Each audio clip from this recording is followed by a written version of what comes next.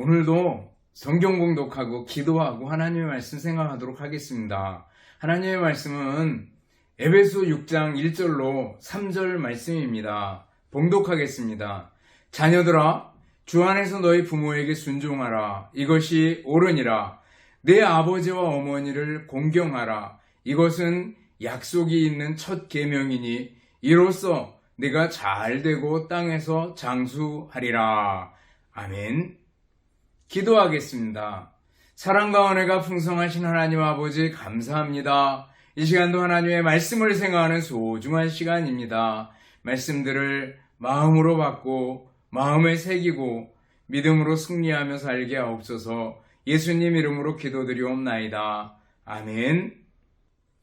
여러분 다시 만나서 반갑습니다. 주님의 이름으로 여러분들을 진심으로 사랑합니다. 또 한 주간 어떻게 지냈는지 생각하고 감사할 수 있기를 바라겠습니다. 벌써 5월이 되었습니다. 5월은 가정의 달, 그래서 어린이주일, 어버이주일, 또 스승의 날도 있고 여러 날들이 참 많이 있습니다. 가정을 생각하면서 우리 부모님들을 생각하고 감사하는 마음 가졌으면 좋겠습니다. 오늘 특별히 어버이주일인데 우리 부모님들의 노고를 생각하고 감사하는 마음 가지고 말씀을 대할 수 있기를 바라겠습니다. 오늘 말씀을 보면 우리가 부모님들을 어떻게 대해야 되는지 잘 일러주고 있습니다.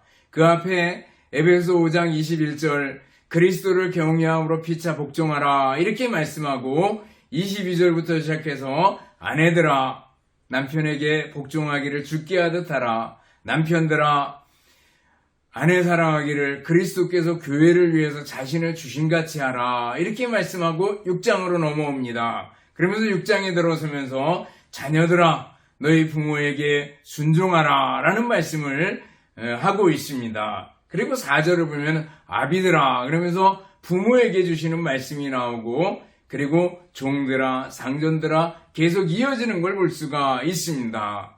오늘 말씀 보면은 자녀들아 너희 부모에게 순종하라 라는 말씀이 나오고 있습니다. 그러면서 우리들이 왜 순종해야 되는지 라는 것들을 잘 일러주고 있습니다. 여러분들 우리들이 부모님을 공경하고 부모님께 순종해야 하는 이유가 뭡니까? 무엇보다도 첫 번째는요. 하나님의 명령이다라는 거예요. 내 부모를 공경하라. 이것은 명령입니다. 오늘 본문을 보면 자녀들아 주 안에서 너희 부모에게 순종하라. 이것이 옳으니라. 내 아버지와 어머니를 공경하라. 이렇게 말씀하고 있습니다. 이어서 이것은 약속이 있는 첫 계명이니라. 이렇게 말씀하고 있어요. 계명이래요. 계명은요 바로 명령입니다. 약속이 있는 첫 계명이래요. 첫 계명 그것은 순서적으로 첫 계명 그렇게 설명할 수도 있습니다. 왜냐하면 10계명이 있는데 10계명 중에서 제5계명이 내 부모를 공경하라. 이것은 인간 간의 관계에서 첫 번째 계명이 바로 내 부모를 공경하라 라는 말씀입니다. 근데 이 말씀은요. 첫 계명이다 그랬을 때 특별히 으뜸이 되는 계명, 기본이 되는 계명, 근본이 되는 계명이다 라는 의미가 있습니다. 내 부모를 공경하라 라는 것은 모든 인간관계에서 근본이 되고 으뜸이 되는 계명이라는 거죠. 그러기에 내 부모를 공경하라 이렇게 명령하고 계신 것을 볼 수가 있습니다. 여러분들 이 명령을 가볍게 여기면 안 됩니다. 내 부모를 공경하라 여기에는요 조건이 없습니다. 어떤 조건이 붙어가지고 내 부모가 아주 위대하거든 많은 업적이 있거든 존경하고 공경하라? 아니요. 그렇게 말하고 있지 않고 모든 조건이 없습니다. 내 부모가 좀 부족하고 약점이 많고 단점이 많을지라도 어떻게 하라고요? 공경하라 이렇게 말씀하고 있습니다. 여러분들 부모님도 이 세상을 사랑하는 인간입니다. 인간은 누구나 죄인이고 약점과 단점이 많습니다. 부족한 투성입니다. 그렇지만 뭐예요? 부모라는 이유 때문에 공경해야 된다라는 거예요. 공경이라는 단어는요, 카베드라는 말인데 이 말은 무겁게 여긴다 그런 뜻이 있습니다. 부모님을 무겁게 여기라는 겁니다. 부모님을 가볍게 여겼던 사람들이 있어요. 구약에 보면 다윗의 아들 압살롬은요, 아버지를 가볍게 여겼습니다. 그래서 아버지의 왕위를 빼앗으려고 무려 11년이나 걸쳐서 준비를 해가지고 아버지를 내쫓는 것을 볼 수가 있습니다. 나중에 결국 죽임을 당하지만 아주 불효자의 대명사가 되는 것을 볼 수가 있습니다. 아버지를 가볍게 여겼기 때문에 그렇죠. 또 함도 그렇습니다. 아버지가 포도주를 먹고 이렇게 벌거벗고 누워 있습니다. 그때 그것을 비웃었던 함입니다. 그것 때문에 함이 저주를 받게 되는 걸 볼 수가 있습니다. 여러분들, 부모님이 약점이 있지만 그 약점을 비웃거나 그것 때문에 부모님을 가볍게 경홀히 여겨서는 안 된다라는 겁니다. 그래서 성경을 보면은요, 부모를 가볍게 여기는 사람에 대해서 저주를 선포하고 있습니다. 출애굽기 21장 15절을 보면 자기 아비나 어미를 치는 자는 반드시 죽일지니라. 또 그 아버지나 어머니를 저주하는 자는 반드시 죽일지니라. 이렇게 얘기합니다. 그리고 신명기에 넘어가서 보면은 사람에게 완악하고 패역한 아들이 있어서 그 아버지의 말이나 어머니의 말을 순종하지 아니하고 부모가 경책하여도 듣지 아니하거든. 그 부모가 그를 잡아가지고 성문에 이르러 그 성읍 장로들에게, 성읍 장로들은 성문에 앉아서 재판을 하거든요. 나아가서 그 성읍 장로들에게 말하기를, 우리의 이 자식은 완악하고 패역하여 우리 말을 순종치 아니하고 방탕하여 술에 잠긴 자입니다. 이렇게 얘기하면은 모든 사람이 그를 돌로 쳐 죽이라고 강하게 얘기하고 있는 걸 볼 수가 있습니다. 또 잠언에 보면 잠언 20장 20절, 자기의 아버지나 어머니를 저주한 자는 그 등불이 유암 중에 꺼지리라, 이렇게 말씀하고 있어요. 또 잠언 30장 17절에 봐도 아버지를 조롱하며 어머니 순종하기를 싫어하는 자의 눈은 골짜기에 까마귀에게 쪼이고 독수리 새끼에게 먹히리라, 이렇게 말씀하고 있습니다. 큰 경고들이죠. 여러분들, 부모님을 가볍게 경홀히 여겨서는 안 되고요. 어떻게 하라고요? 부모님을 무겁게 여겨야 됩니다. 그 이유는 뭐예요? 하나님의 명령이기 때문에 그렇습니다. 하나님의 계명이기 때문에 그렇습니다. 첫 계명이에요. 약속에 있는 첫 계명, 그것이 바로 내 부모를 공경하라 라는 겁니다. 여러분, 하나님의 말씀에 순종하는 사람입니까? 예, 이렇게 순종하는 사람은요, 하나님의 명령을 기억하고 그대로 순종할 겁니다. 그 첫 번째가 뭐예요? 내 부모를 공경하라 라는 말씀입니다. 또 우리들이 왜 부모님을 공경해야 되는가? 그것은요, 바로 이것이 옳으니라, 이렇게 말씀하고 있어요. 부모님께 순종하고 부모님을 공경하는 것이, 이것이 옳으니라, 이렇게 말씀하고 있어요. 옳은 일이래요. 정의래요. 많은 사람들이 정의를 부르짖습니다. 바르게 살기를 원합니다. 근데 뭐예요? 부모님께 대해서 잘 순종하지 않는 많은 경우들을 보게 됩니다. 그래서는 안 된다라는 거죠. 의롭게 살기를 원합니까? 옳은 길을 따르기를 원합니까? 부모님께 순종하고 부모님을 공경하는 사람이 돼야 된다라는 겁니다. 여기 옳으니라, 이 말은요, 맞다 그런 뜻이 있습니다. 이것이 옳으니라, 이 말은 하나님의 성품과 맞다, 하나님의 공의와 맞다, 하나님의 율법과 어울린다, 그런 뜻이 있는 겁니다. 부모님을 공경하는 것이 하나님 뜻에 잘 부합하고 잘 어울리고 잘 맞는 거다라는 겁니다. 여러분, 하나님의 뜻을 추구합니까? 부모님을 공경하는 거 중요한 겁니다. 하나님께서 창조하신 세상에 기본 원리들이 있잖아요. 물이 높은 곳에서 아래로 흐릅니다. 또 연기는 땅에서 하늘로 올라갑니다. 마찬가지로요, 부모님은 자식을 사랑하고요, 자식들은 부모님을 공경하고 존경하고 사랑하는 이것이 기본적인 원리입니다. 바리새인들은요, 자기들이 하나님을 잘 섬긴다고 생각을 했습니다. 그러면서 부모님을 봉양하는 일은, 부모님을 섬기는 일은 게을렀습니다. 그래서 예수님께 책망을 많이 받습니다. 그 중에 고르반이 있습니다. 들음이 되었다라는 뜻이에요. 하나님께 들음이 되었다. 즉 하나님께 다 헌금해버렸습니다. 그래서 나는 부모님을 봉양할 돈이 없습니다. 이렇게 나가는 겁니다. 다른 사람이면 정말 하나님을 위해서 온전히 헌신하는구나 이렇게 느낄 수 있지만 예수님께서는 그 중심을 보셨습니다. 이 회칠한 무덤, 평토자랑한 무덤 같으니 이 독사의 새끼들아, 이렇게 책망하시는 걸 볼 수가 있어요. 하나님께 들임이 되어서 부모님을 섬길 수 없다고 말이 되느냐라는 거죠. 여러분들 하나님을 잘 섬깁니까? 예수님을 잘 믿습니까? 그렇다면 부모님을 무겁게 여기고 부모님을 사랑하고 부모님을 존경하고 부모님을 존중하고 부모님께 순종하는 사람이 되어야 될 줄 압니다. 부모님이 약점이 있을지라도 부모님을 사랑하는 우리들이 되어야 될 줄 압니다. 우리나라는 유교적인 전통을 가지고 있습니다. 그래서 기독교가 종종 오해를 받는 경우들이 있습니다. 왜요? 제사를 지내지 않는다고. 그러나 많은 사람들이 마치 바리새인처럼 살아있을 때는 부모님께 대해서 제대로 하지 못하다가 돌아가신 후에 제사를 모신다고 시끌벅적한 것을 볼 수가 있습니다. 여러분들 사람이 죽으면 하나님의 심판대 앞에 서게 되는 겁니다. 하나님께 돌아가게 되는 겁니다. 물론 육신은 흙으로 돌아가게 되는 거죠.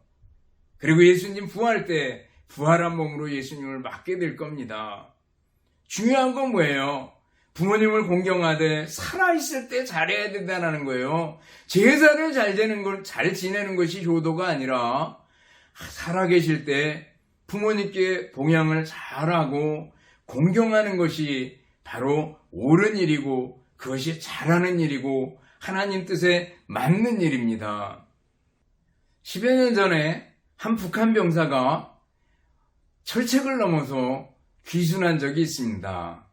이 병사가 북한의 초소 7개를 피해서 지뢰밭을 피해서 철책을 넘어서 우리나라 초소를 노크를 해서 살아나게 됩니다. 불과 서너 시간이면 넘어올 수 있는 거리였는데 이틀 동안이나 몰래 숨어가지고 귀순을 했다고 얘기를 합니다. 이제 귀순한 다음에 관계기관에서 한 5개월 동안 자세히 조사를 받고 그리고 여러 가지 질문에 답하고 이런 시간이 있는 동안에 예수님을 만나게 됐습니다. 복음을 전해주는 사람이 있었고 그리고 성경을 읽을 기회가 있었습니다. 그리고 나서 예수님을 믿게 됐는데 특별히 예수님을 믿게 된 계기가 있다는 거예요. 그건 뭔가 하면 하나님이 아니고서는 도저히 할 수 없는 일을 내게 행하셨구나라는 걸 깨달았는데 그건 뭔가 하면 지뢰밭을 통과할 때 거의 1m 간격으로 지뢰가 빼곡히 심겨져 있는데 그 지뢰밭을 통과하는 것은 도저히 불가능이었는데 그 지뢰밭을 하나님의 도우심으로 통과했다는 겁니다. 그리고 그것을 통해서 예수님을 믿고 나중에 이름도 임바울이라는 이름으로 바꿨다고 얘기를 합니다. 이 병사가 한 얘기 중에 자기가 성경을 읽다 보니까 북한에서 가르치는 것과 비슷한 게 많이 있었다는 거예요. 그 중에 하나가 내 부모를 공경하라. 또 도둑질하지 마라. 이런 것들이 거의 같아서 스스럼 없이 성경을 받아들일 수 있었다고 얘기를 합니다. 물론 깊이 들어가면은 기독교 정신과 공산주의 사상은 전혀 다르지만 그러나 성경에 있는 인간의 기본적인 원리들을 공산주의자들도 똑같이 따르고 있는 걸 봅니다. 그 중에 하나가 뭐예요? 내 부모를 공경하라 라는 겁니다. 이것은요, 여러분들 세계 공통적으로 마찬가지입니다. 인간이라면 뭐예요? 부모님을 공경하는 것이 너무나도 당연한 거다라는 거예요. 이것이 옳으니라라는 겁니다. 세 번째로 우리가 왜 부모님을 공경해야 되는가? 이게 복 받는 길입니다. 사람들은 복 받기를 원합니다. 하나님께서 주시는 복을 받기를 원합니다. 근데 정작 하나님께서 복 주시기를 원하는데 그 길보다는 엉뚱한 길에 서 있는 것을 볼 수가 있습니다. 여러분들 복 받기를 원합니까? 그렇다면 부모님을 공경해야 됩니다. 오늘 본문 또 십계명을 보면은요, 내가 땅에서 잘되고 장수하리라 라는 약속을 하고 있습니다. 이렇게 현세적인 축복을 성경에서 얘기한 적이 없습니다. 근데 에베소서나 또 십계명에 보면 내가 땅에서 장수하리라 이렇게 말씀하고 있습니다. 특별히 오늘 말씀 보면 내가 잘되고 이렇게 말씀하고 있어요. 잘된다 라는 건 뭐예요? 마음의 평안, 가정의 화평, 또 기도의 응답, 전도의 문이 열리는 거, 사회가 건전해지는 거, 이런 것들이 다 잘 되는 거 아니겠어요? 이런 아주 현실적인 축복을 얘기해주고 있습니다. 내가 땅에서 잘 되고 형통한다는 거죠. 잘 되고 또 뭐예요? 장수하리라 그랬습니다. 물론 예수님을 잘 믿는 사람이 땅에서 고통을 당하고 수배를 당하고 쫓겨다니고 순교를 당하는 경우도 있습니다. 또 예수님을 믿지 않는데 시편 73편에 나오는 말씀처럼 땅에서 잘 되고 그리고 재물이 불어나고 그리고 가만히 있어도 모든 것들이 형통하게 보이는 경우도 있습니다. 그러나 시편 73편을 쭉 가다 보면 그 끝에서 성전에 들어갈 때 깨달게 되는 걸 볼 수가 있습니다. 뭘 깨달아요? 아하, 인생이 짧구나. 하나님 손 안에 있구나 라는 걸 깨닫게 되는 겁니다. 여러분들 칼빈은 이렇게 얘기했습니다. 이 땅에서 하나님을 배반하고 죄를 짓고 살면서 오래 사는 것은 오래 사는 것 자체가 저주일 수 있다. 그러나 예수님을 잘 믿고 이 땅에서 일찍 죽는 것은 오히려 하나님의 복일 수 있다라고 얘기를 했습니다. 여러분 예수님 잘 믿고 이 땅에서 짧게 사는 거 그렇게 살 수도 있습니다. 그것이 큰 복일 수 있습니다. 죽고 사는 거 하나님의 영원하심에 비하면은요 이 세상에 조금 더 길게 살고 짧게 살고 그건 무슨 의미가 있겠어요? 그렇지만 성경에서 얘기하고 있는 건 뭐예요?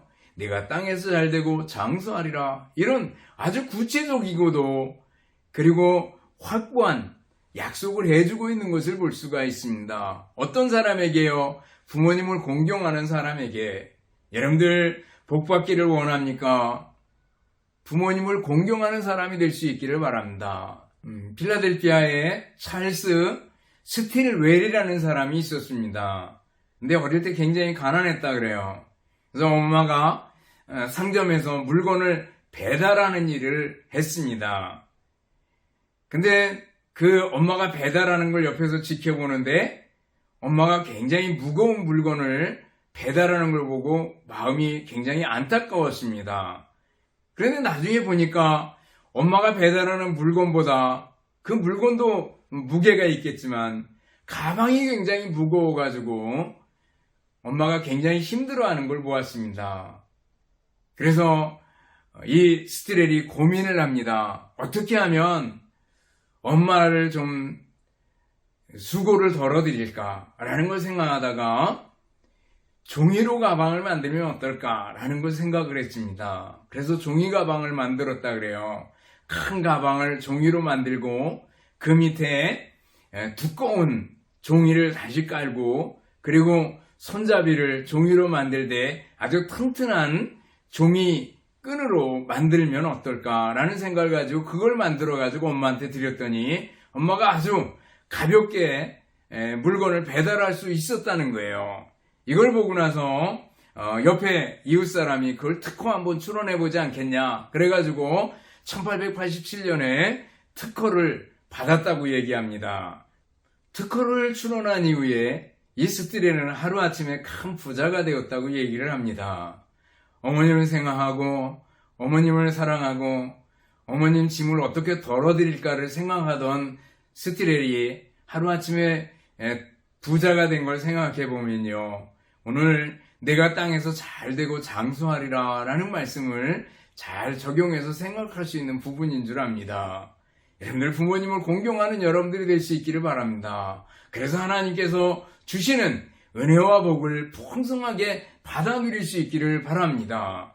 부모님을 존경하고 부모님께 대한 긍지를 가져볼 수 있기를 바랍니다. 우리의 부모님이 좀 부족할 수 있어요. 연약할 수 있어요. 그렇지만 나를 낳아주신 분, 내게 생명을 주신 분, 이런 걸 생각하고요. 늘 감사하는 마음 가지고 부모님을 자랑스럽게 생각해 볼 수 있기를 바랍니다. 우리가 잘 아는 이야기가 하나 있습니다. 그 이야기는 신문에 이상한 광고를 냈던 이야기입니다. 신문에 이상한 광고가 하나 떴습니다. 나이든 어머니를 팝니다. 라는 광고였습니다. 그것을 본 사람들은 굉장히 싫어하고 그리고 욕을 하기도 하고 나쁜 놈이라고 이런 광고를 내냐고 분개하기도 했습니다. 근데 한 부부가, 젊은 부부가 그 광고를 보다가 생각을 합니다.